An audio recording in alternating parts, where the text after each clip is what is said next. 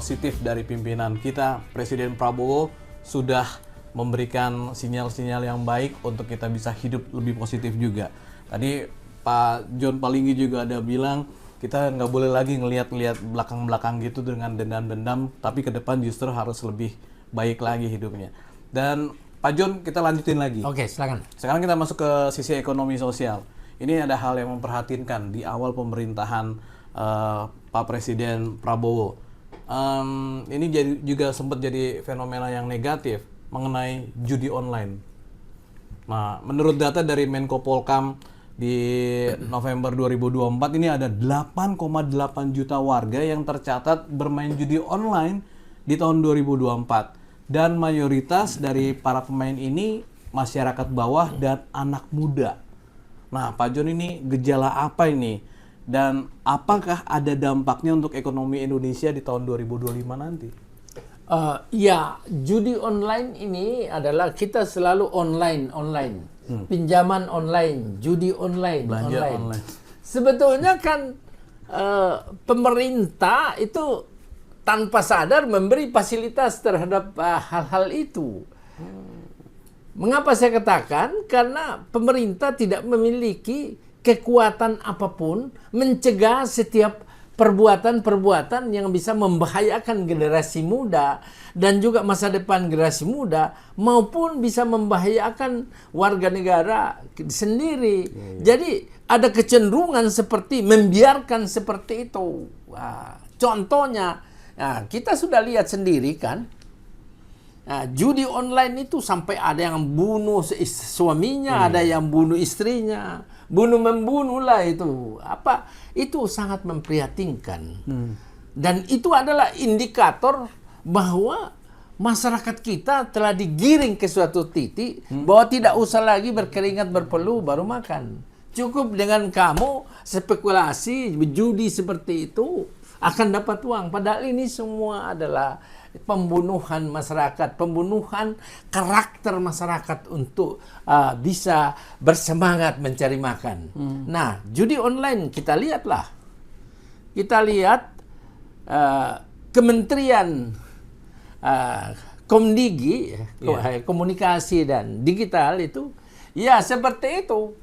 Sampai-sampai. Jadi orang-orang yang diminta untuk menjaga negeri, ternyata orang yang diperintah menjaga negeri justru menghancurkan negeri seperti itu. Benar. Maka saya senang Bapak Prabowo itu melantunkan bahwa harus menghancurkan itu pokoknya judi online harus diberantas, korupsi harus diberantas. Ini saya kasih tahu ya. Di Cina itu ada presiden pembaharu Cina. Dia katakan, jadi Pak Prabowo mencari pembantu ini sebetulnya saya tidak terlalu masalahkan siapa dan dari mana. Karena seperti yang Xi Jinping itu seorang pembaharu Cina, presiden Cina, dia katakan, kucing hitam, kucing putih tidak penting. Yang penting bisa tangkap tikus. Jadi yang penting kesetiaannya sama presiden dan kesetiaannya pada melakukan tugasnya. Ini disuruh jaga, malah sumbernya jadi online dari sana. Dan saya sempat melihat di YouTube seorang ahli itu katanya kita nomor 1 di dunia dari 5 negara yang judi online, kita nomor 1 yang paling tinggi. Ada datanya saya. Waduh. Ya. Dan judi online tidak bisa, menurut ahli itu yang di medsos ada saya punya data bahwa tidak bisa diberantas karena judi online ini berkaitan dengan teknologi informasi cyber gitu loh. Dan seluruh kabel cyber optik di sini, baik di laut maupun di udara itu ditangani oleh satu negara sekarang. Saya tidak usah sebutkan. Jadi ketidakmampuan kita sebetulnya tergantung negara yang menguasai itu di jaringan itu ya. Ya. Baik kabel laut maupun kabel darat semua dikuasai. termasuk yang BTS yang dirampok itu. Oh iya iya. Iya. Itu adalah negara itu juga. Ya, jadi satu-satunya cara, nah kita serahkan pemerintah aja lah untuk ini, dia pasti bisa lah. Ya. Jadi, Tapi kok sampai kita nomor 1 judi online di dunia itu berat juga. Dari 5 pelaku negara besar yang judi online, kita nomor 1. yang kebongkar masih di Komdigi.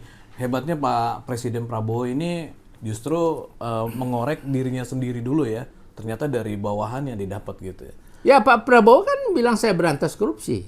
Sama dengan satu presiden Cina lagi yang namanya Xu Rongji.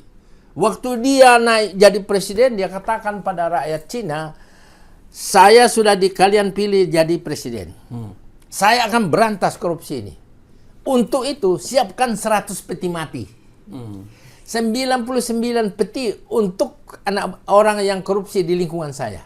1 peti mati, masukkan saya ke situ kalau saya korupsi. Nah, ini saya lihat Pak Prabowo ada ciri khasnya seperti ini.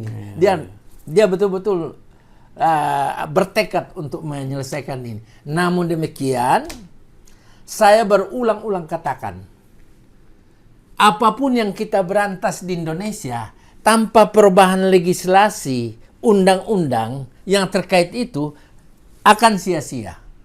Sampai saya bilang, di Lawyers Club itu sering bicara korupsi. Saya bilang, sampai lidah kita sampai di lantai tidak akan selesai kalau undang-undangnya itu tidak dibuat sedemikian rupa sampai karena dasar itulah untuk menindak orang. Ini sering orang bicara sana sini, saya lihat banyak sekali pejabat, tapi dia tidak pernah berpikir rubah undang-undang. Justru di situ ya. Ya, bagaimana you mau menindak seseorang kalau undang-undangnya tidak berubah? Apalagi kalau tidak ada undang-undang. Kita ribut aja, tengkar sana sini. Nah, ada kecenderungan, bukan di Indonesia. Di suatu negara, terutama negara-negara yang memiliki ideologi satu, ideologi yang keras, otoriter, itu sengaja masyarakat dibikin kacau pikirannya seperti itu supaya gampang korupsi. Jadi jangan sampai terjadi di Indonesia, semua dibikin kacau pikiran supaya gampang korupsi. Dialihkan gitu ya Pak? Ya, bukan dialihkan, memang disengaja. Iya, ini memang korupsi kan jadi problem semua negara ya Pak John ya. Memang pemberantasan di Indonesia juga menjadi suatu harapan buat kita juga. Ada satu hal yang, contoh Singapura. Oke. Kalau ada korupsi itu, dia tidak dipenjarakan. Jadi? Karena penuh penjara. Orang korupsi kok dikasih makan? Judi online kok dikasih makan? Ya enak lah. Iya kan? Di sana itu tidak dikasih makan, tapi KTP-nya itu dikasih tanda merah. Kemudian semua itu keluarganya dikasih tanda merah. Tidak boleh buka rekening, tidak boleh ini, tidak boleh ini. Dirampas semua asetnya. Kalau di Indonesia kan, saya korupsi, kamu anak saya, kamu aja ngaku itu semuanya. Enggak ada. Di Singapura.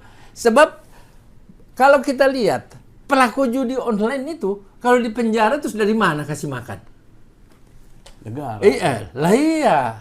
Jadi jangan heboh judi online, jangan heboh narkoba, tapi apa sesudah itu? Itu yang saya mohonkan pemerintah, pikirkan apa yang sesudah itu. Apa sesudah itu? Bagaimana melakukan? Yang sekarang saja penjara itu satu kamar dihuni sampai 90 orang. Yang benar aja. Iya ya. Memang harus dipikirkan hal itu untuk tujuan supaya memang bikin masyarakat jerah gitu ya. Kalau dikasih makan kan iya. Dari mana kasih makannya? Negara yang Dan banyak orang yang sudah no hope, lebih baik lakukan itu supaya saya ditangkap, saya dikasih makan kok. Nah, saya sarankan supaya ada pulau-pulau. Pulau-pulau kita kan sekarang harus diinventarisir. Kayaknya sudah banyak yang hilang ini. Nah, pulau-pulau yang kosong itu, taruh mereka ke sana. Dikasih bibit, dikasih pertanian supaya mereka hidup di sana itu bertani. Ada produksi, mereka produksi sesuatu. Apalagi sekarang kan kita membutuhkan beras, ya kan? Peningkatan pangan. Iya.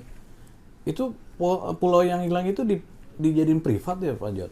Ya, pulang hilang itu banyak. Ada negara yang sudah bertambah di banyak teritorialnya. Waduh. Ya. Berarti itu yang menjadi harus perhatian juga ya, Pak Jan, di tahun 2025 itu. Di sekitar-sekitar Batam lah sana banyak yang hilang. Wah.